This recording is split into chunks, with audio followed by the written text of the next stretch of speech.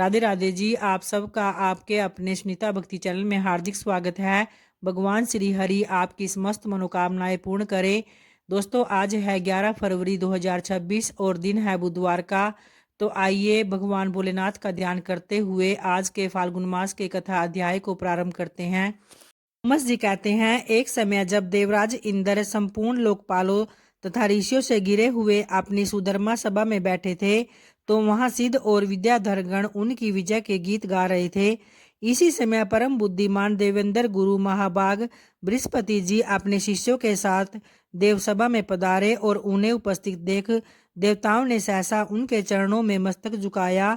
तो इंद्र ने भी देखा गुरुदेव वाचस्पति आगे खड़े हैं, किंतु इंद्र की बुद्धि राजमद से दूषित हो रही थी, तो इसलिए उन्होंने गुरु के प्रति न तो आदरयुक्त वचन कहा और न ही उन्हें बुलाया, न ही बैठने को आसन दिया और न चले जाने को ही कहा। तो खोटी बुद्धि वाले इंद्र को राज्य के मद से उन्मत्त जानकर देवताओं के आचार्य बृहस्पति कुपित हो गए और वहां से अंतर्ध्यान हो गए। तो उनके चले जाने पर देवताओं के मन में बड़ा खेद हुआ। यक्ष, नाग, गंधर्व तथा ऋषिगण भी उदास हो गए। नृत्य गीत समाप्त होने पर जब इंद्र सचेत हुए, तब उन्होंने तुरंत देवताओं से पूछा, हे महातपस्वी गुरुदेव, कहाँ चले गए हैं? तब नारद जी ने देवराज इंद्र से कहा, हे बलसूदन, निसंदेह आपके द्वारा गुरु की अवहेलना हुई है, तो गुरु के अनादर से राज्य अपने हाथ से चला जाता है। अतः आप सब प्रकार से प्रयत्न करके गुरु से अपने अपराध के लिए क्षमा प्रार्थना कीजिए।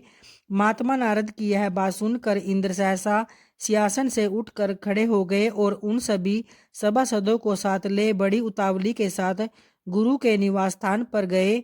इस समय इंद्र अपने कर्तव्य के प्रति सजग हो चुके थे। वहां गुरु पत्नी तारा को देखकर उन्होंने प्रणाम किया और पूछा, हे देवी महातपस्वी गुरु जी कहाँ गए हैं?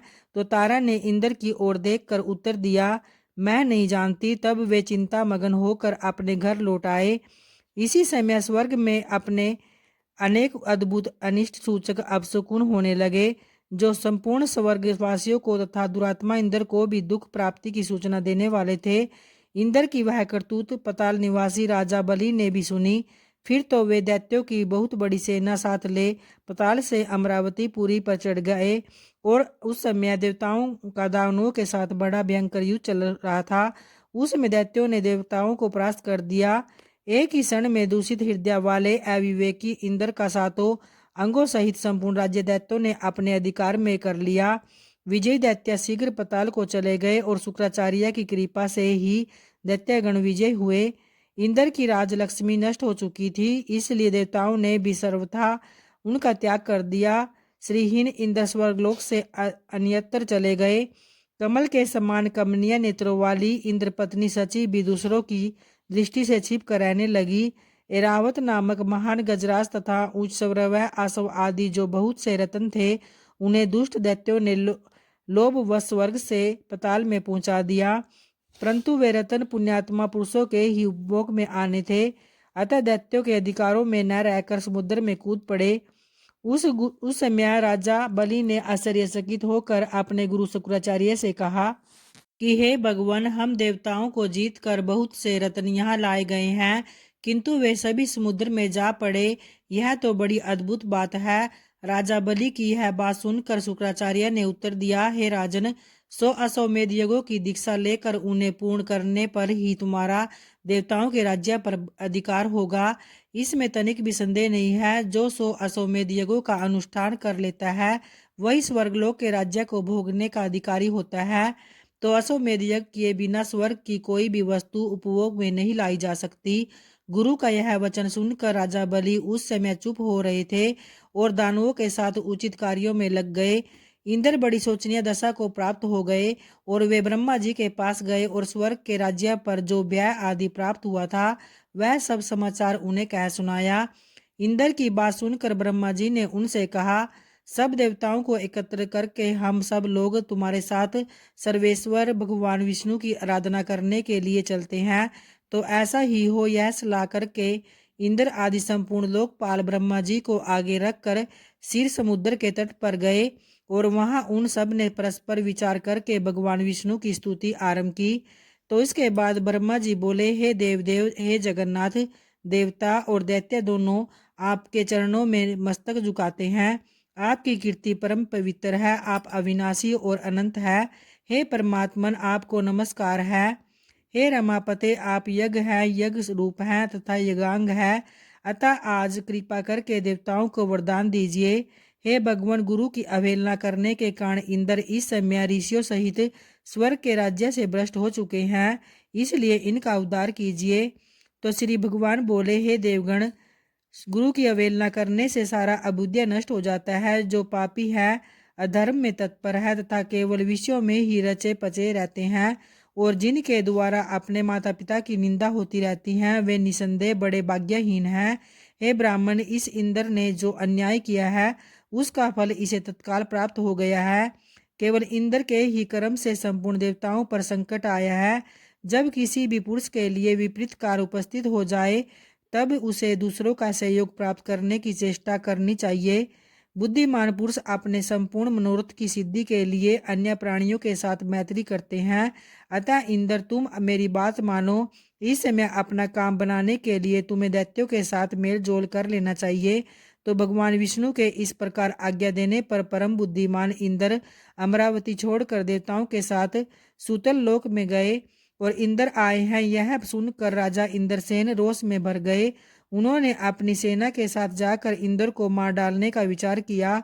उस समय देवर्षि नारद ने बलवानों में श्रेष्ठ राजा बलि और दैत्यों को ऊंच नीच समझकर उन्हें इंद्र के वध से रोका और देवर्षि के ही कहने पर राजा बलि ने इंद्र के प्रति अपना रोष त्याग दिया। इतने में ही इंद्र भी अपनी सेना के साथ आ पहुंचे और राजा बलि ने देखा कि लोकपालों से घिरे हुए इंद्र श्रीहीन हो गए हैं। अब उनमें प्रभुता का मद ही नहीं रह गया, तो उनका तेज चला गया और अब वे ईर्ष्या द्वारा अहंकार से रहित हो गए। उन्हें इन अवस्था में देखकर राजा बलि ने मन में बड़ी दया आई और वे बड़ी उतावली के साथ हंसते हुए से बोले, हे देवराज इंद्र, आप इस उत्तर लोक में कैसे पधारे? यहाँ आने का कारण बतलाइए। तो बलि की यह बात सुनकर इंद्र मुस्कुराए और बोले कि भैया, हम सब देवता क्रोध के अधीन हो रहे हैं। आप सब लोगों की भी यही दशा है। जैसे हम हैं वैसे ही आप लोग भी हैं। अतः हमारा यह कलह निरर्थक है। भाग्यवश आपने मेरा संपूर्ण राज्य एक क्षण में ही ले लिया तथा बहुत से रत्न भी स्वर्ग से यहाँ उठा लाए हैं, परंतु वे भी रत्न तत्काल ही जहाँ के थे वहीं चले गए। अतः विद्वान पुरुष को एक दूसरे से मिलकर कर्तव्य के विषय में विचार करना ही चाहिए। तो इस तरह से आज के फाल्गुन मास की कथा अध्याय यही संपन्न होती है। तो प्रेम से बोलिए भगवान भोलेनाथ की जय, माता पार्वती की जय। और आइए अब तुलसी माता का ध्यान करते हुए तुलसी चालीसा पाठ को प्रारंभ करते हैं। नमो नमो तुलसी महारानी, महिमा अमित न जाए बखानी। दियो विष्णु तुमको सन्माना, जग में छायो सुयश महाना। विष्णु प्रिया जय जयति भवानी, तिहु लोक की हो सुख खानी। भगवत पूजा कर जो कोई, बिना तुम्हारे सफल न होई। जिन घर तव नहीं होए निवासा, उस कर कर ही विष्णु नहीं बासा। करे सदा जो तव नित सुमिरन, तेहि के काज होए सब पूरन। कार्तिक मास महात्म तुम्हारा, ताको जानत सब संसारा। तव पूजन जो करे कुंवारी, पावे सुंदर वर सुकुमारी।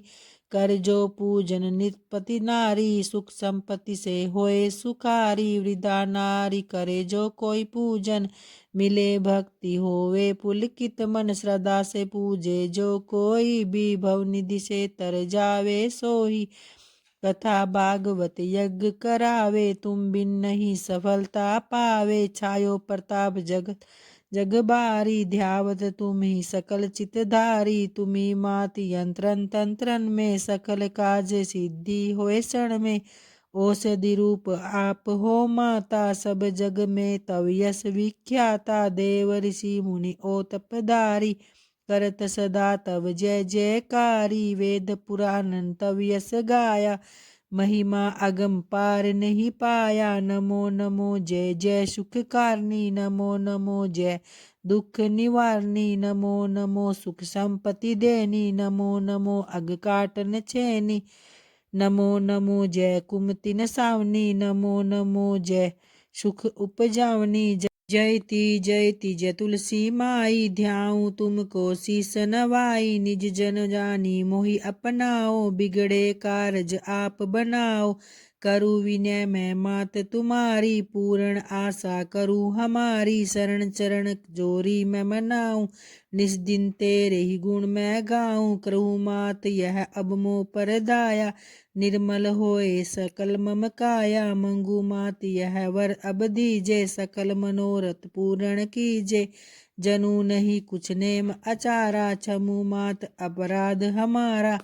बरै मास करे जो कोई पूजा, ता सम जग में और न दूजा। प्रथम ही गंगा जल मंगवाए, फिर सुंदर स्नान करावे। चंदन अक्षत पुष्प चढ़ावे, धूप दीप नैवेद्य लगावे। करे आचमन गंगा जल से, ध्यान करे हृदय निर्मल से। तुलसी मैया तुम कल्याणी, तुमरी महिमा सब जग जानी। भावना तुझे मानित नित्य ध्यावे, गा गा कर माँ तुझे रिझावे।